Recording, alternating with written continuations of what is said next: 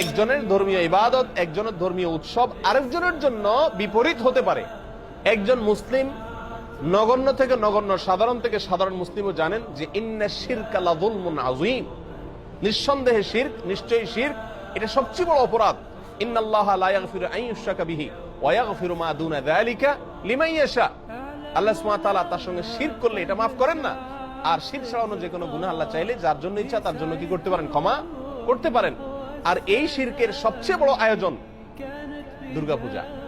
এই দুর্গাপূজার অনুষ্ঠান ভিন্ন ধর্মের লোকেরা করছে, হিন্দুরা করছে। একজন মুসলিম হিসেবে আমি তারটা তারে করতে দিতে পারি এতটুকু, কিন্তু তার সে উৎসবে আমি শামিল হওয়া, যোগদান করা, কোনোভাবে অংশগ্রহণ করা একজন হিন্দুকে কোরবানির ঈদে, বকরা ঈদে গরুর গোশত খেতে আহ্বান করা বা বাধ্য করার মতোই, একই বিষয়, কোনো পার্থক্য নাই।